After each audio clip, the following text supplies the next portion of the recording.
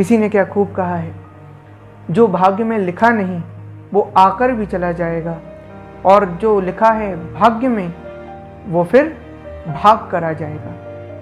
नमस्कार मित्रों, मैं शाश्वत भार्गव आज आप सभी के बीच एक छोटी सी और बड़ी प्रेरणादायी कहानी लेकर आया हूँ।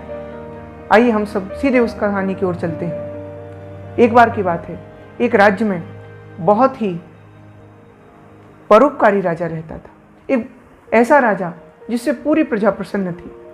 उसके पास कोई भी समस्या लेकर कोई भी व्यक्ति आता तो वो हमेशा उसकी समस्या का हल करके ही उसको वापस भेजता था। एक बार उस राजा के मन में आया, क्यों ना मैं अपनी प्रजा का हाल जानकर आऊं।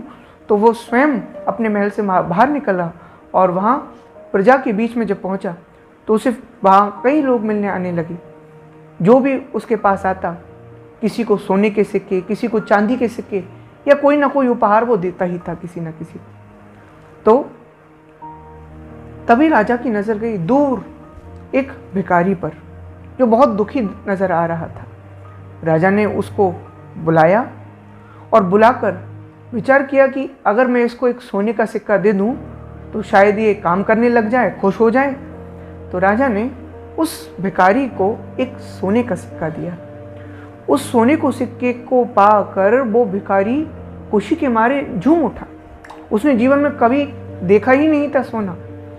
तो वो खुशी के मारे उछल पड़ा और उसी सिक्के को उछाल उछाल करके और खिलखिला रहा था। तभी उसके हाथ से गलती से वो सिक्का जो सोने का था एक नाली में गिर पड़ा। वो उसको ढूंढने में लग गया, परेशान हो गया। फिर से राजा ने कुछ देर बाद उस पर फिर नजर की और देखा कि वो तो बड़ा परेशान दिख रहा है। राजा ने उसको फिर से सोने का सिक्का दिया और फिर उसको देखा कुछ समय बाद तो देखा कि फिर वो परेशान दिख रहा है। राजा ने सोचा कि शायद इसे एक और चाहिए, इसलिए इतना परेशान दिख रहा है। राजा ने एक और सोने का सिक्का उसको देकर देखा, लेकिन उसके बाद भी उसके चेहरे पर कोई उदासी छाई हुई, बड़ा परेशान नजर आ रहा था। आखिरकार राजा ने उससे पूछ ही लिया कि मैंने तुझको जो सोने के सिक्के दिए, क्या वो तुझे अच्छे नहीं लगे? तो उस भिखारी ने जवाब दिया, महाराज, मेरा जो एक सिक्का उस नाली में खो गया है, मैं उसके मारे परेशान हूं। किसी ने सच ही कहा है।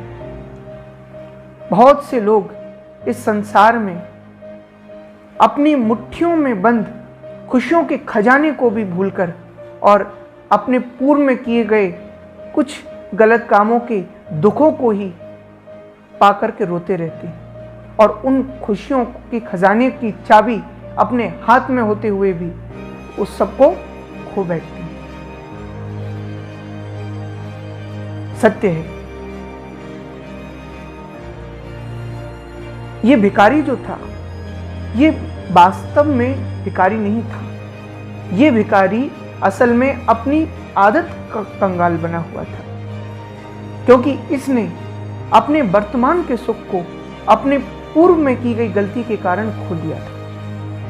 और इससे बड़ा कंगाल तो संसार में कोई हो ही नहीं सकता। इसलिए अपने आज पर हमें विचार करना चाहिए, खुश रहना सीखना चाहिए, जिंदगी को जीना सीखना चाहिए। हर पल खुश रहो, हर पल में, हर बात में खुश रहो।